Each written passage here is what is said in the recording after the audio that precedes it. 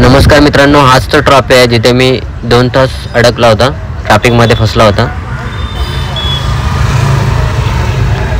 मालजीपाड्यातून लागलं आहे जे वसई फाट्यापासून ते मालजीपाड्यापर्यंत हे ट्रॅफिक लागलं. तर मित्रांनो, हे पाहू शकता खाडी, घोडबंदरची खाडी. किती सुंदर खाडी आहे मित्रांनो. कधी आला तर नक्की एकदा विजिट करायचे. थांबा, थोडा वेळ आनंद घ्या. ट्रॅफिकचा तणाव, डोक्यातील तणाव नक्की निघून जाईल मित्रांनो तुमच्या. आणि हा आहे काश्मीराचा महाराजांचा पुतळा आहे मित्रांनो. अजून त्याचे उद्घाटन न झालं आहे, त्याच्यामुळे तो झाकून ठेवला मित्रांनो, पण एकदम सुंदर आहे.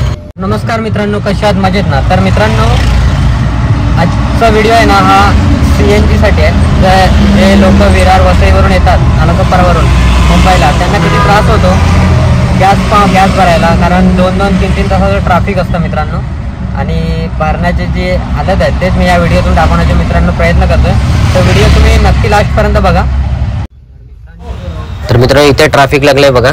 मी वसई फाट्यापासून कामनपर्यंत चांगलं ट्रॅफिक नव्हतं अजिबात. तर इथे जसं ब्रिज चढला नायगावचा, तिथून ते ट्रॅफिक चालू झालं तर पुढपर्यंत बघा गाड्या कसे खचाखच भरल्यात. लोक सर्व्हिस रोडने गाडी काढतात, म्हणून मी पण काढली सर्व्हिस रोडने काढून गाडी. कारण चिखल आहे मित्रांनो, खड्डा केवढा पण असेल, फक्त ज्या पुढे गाडी जातात त्याच्या मागूनच गाडी घेऊन जा. रिक्षा चालवत असाल तुम्ही, नवीन असाल तर. जे रेग्युलर जातात त्यांना माहीत असतं. बघू शकता केवढे मोठे कंटेनर आहेत, ट्रक आहेत मोठे मोठे, त्याच्यामधून गाडी घेऊन जावी लागते. तुम्ही जर नवीन असाल, नवीन गाडी घेतली असेल आणि तुम्ही जर गॅस मिळायला वगैरे गॅस भरायला जात असाल तर सावकाश जा. एखादी रिक्षा पकडून जा, कारण रिक्षाच्या मागून जातं, रिक्षाच्या मागूनच जा. असं इकडे तिकडे झिगझॅग गाडी चालवू नका, कारण कसं आहे, आपण नवीन असतो, आपल्याला अंदाज नसतो, त्याच्यामुळे घेऊन जा. आणि एकदम रस्त्याच्या कडेने पण चालवू नका, रोड कट असतो. रोडच्या बाहेर गाडी गेली ती चिखल एवढ्या तर रुतली बितली तर गाडी काढायला कोण नसतं. आजकाल कोणाच्या वस्तीला धावून येत नाही मित्रांनो, त्याच्यामुळे जास्त रोडवरून गाडी चालवा, कारण टाईम झाला तरी काही प्रॉब्लेम नाही मित्रांनो.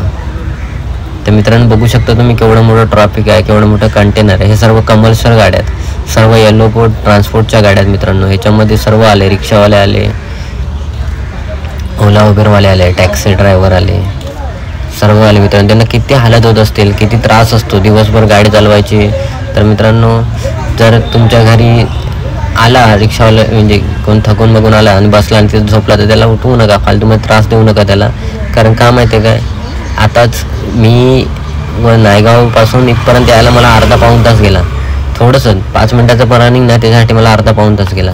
तर मित्रांनो, आता हा ना ट्रॅफिक जवळजवळ मी सांगतो मालजीपाड्याच्या ब्रिजपर्यंत असेल. जो रेल्वेचा ब्रिज आहे, कोकण रेल्वे जिथून जाते तिथून तिथपर्यंत हा ब्रिजचा ट्रॅफिक असणार. कारण मॅपमध्ये तेवढंच दाखवतं आहे, 7 मिनिटाचं ट्रॅफिक दाखवतं, पण गेला आमचा पाऊण तास तिथे गेला, अजून पुढे जायला.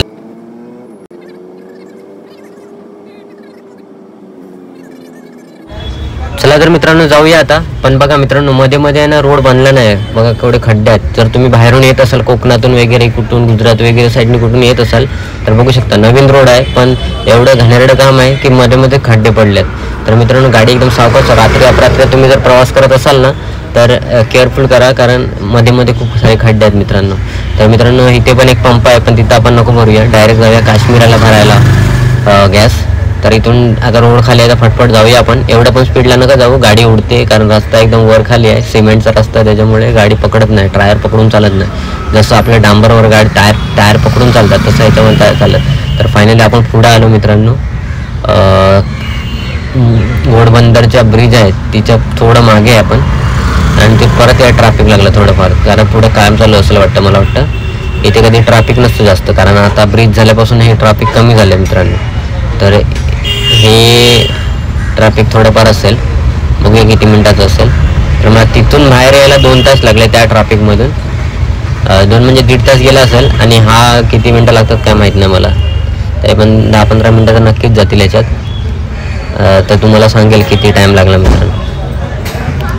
तर जाऊया आपण सावकाश पुढे. तर मित्रांनो, इथून तुम्हाला दाखवतो ना घोडबंदरचा ब्रिज किती मस्त बांधला ते पण तुम्हाला दाखवतो. बघा मित्रांनो, व्ह्यू बघा, हा घोडबंदरला रोड जातो, हा खालून घेतात त्या ठाण्या वगैरे साईडला जातात गाड्या, आणि वरतून जातील. आता इथून पुढे गेला की राईट मारून गेला की मुंबईला, आणि लेफ्ट मारून गेला की ठाण्या साईडला जातात. तर हा बघा रोड खूप छान आहे. आता आपण जाऊया ठाण्याचा, ओलाला नको जाऊया, डायरेक्ट आपण जाऊया काश्मीराला. तर इथून राईट मारून आपण पुढे जाऊया. तर मित्रांनो, एकदम छान असा ब्रिज मस्त बांधला एकदम. आणि वरती डांबर पण टाकले आहे, त्याच्यामुळे मस्त वाटतं चालवायला. मी खूप वेळ आलो त्याच्यामुळे तुम्हाला सांगतोय मित्रांनो.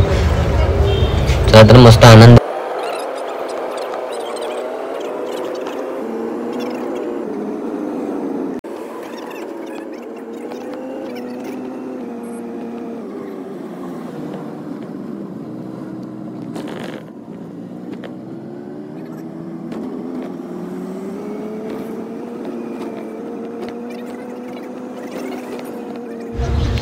तर मित्रांनो फायनली आपण काश्मीराला आता पोचू 2 मिनटात. तर जाऊया सावकाश सावकाश, जास्त पण नाही, एका साईडने जाऊ, कारण पोलीस वगैरे पण असू शकतात. कारण हा बघा हा उतार आहे, इथून खाली गेलं ना जस्ट की काश्मीराचा सिग्नल लागेल. अरे बघा इथून खाली गेला की डायरेक्ट काश्मीराचा सिग्नल लागेल. काश्मीराचे सिग्नल लागेल. लेप मारून आपण फायनली आपण पोचलोय CNGच्या पंपामध्ये. थोडीशी लाईन आहे इकडे, लाईन कमी असते कारण तिकडे गॅस मिळत नाही ना. वसई विरार सर्व गाड्या इकडे येतात मुंबई साईडला भरायला.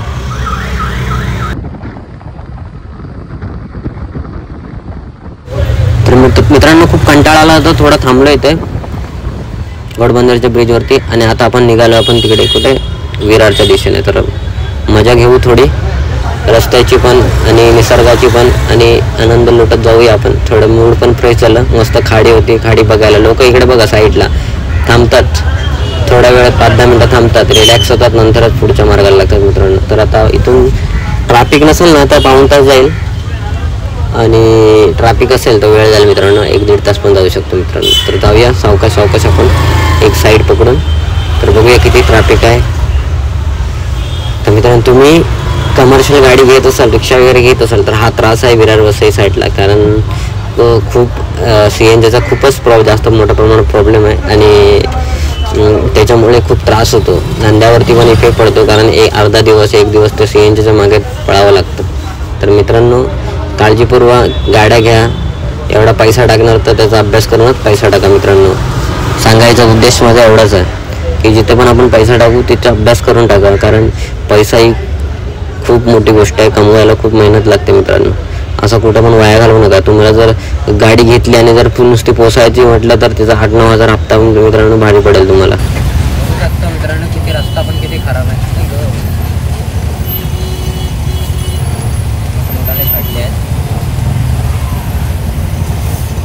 रिक्षा पण वाकडे होते.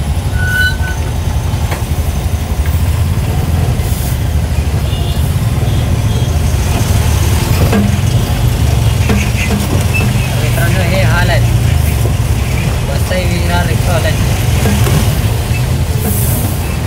फक्त CNG भरायला यायला लागतं इकडे, फक्त कस्टमर एक नाही मिळत. हात पकडून हात पण दुखायला लागले माझे एवढं.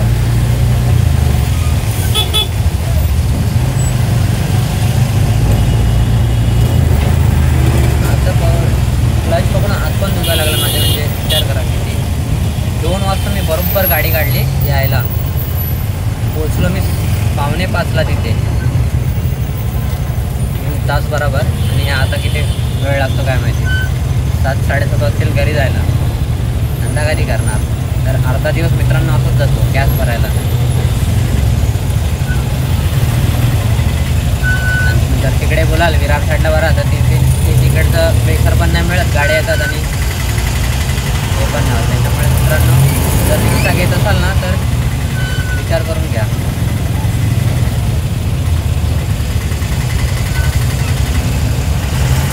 हे बघा हे जे ट्रॅफिक आहे ना ते नायगावपासून जे चालू झालं आहे ना ते इथपर्यंत. तर मित्रांनो बघा केवढं मोठं ट्रॅफिक आहे. ट्रॅफिक आता मला टोटल मी कधी निघाला होता माहिती आहे का, 2 वाजता घरातून, आणि आता 6:30 झालेत मित्रांनो. केवढं ट्रॅफिक आहे बघा. आला मी. आता दिवस मोठा आहे त्याच्यामुळे रात्र लेट होते. बरोबर 6:30 झालेत. आणि हे ट्रॅफिक आहे ना पूर्ण ट्रॅफिक आहे पूर्ण. कामांच्या ब्रिजपर्यंत असणार मला वाटतं, कारण आता हा नायगावचा ब्रिज आहे, कामांचा ब्रिज. एवढा मोठा ट्रॅफिक. मला इथून लागलं होतं, इथून मला 2 तास लागले होते. जेवढं दिसतंय ना अपोजिट साईडने सर्व ट्रॅफिक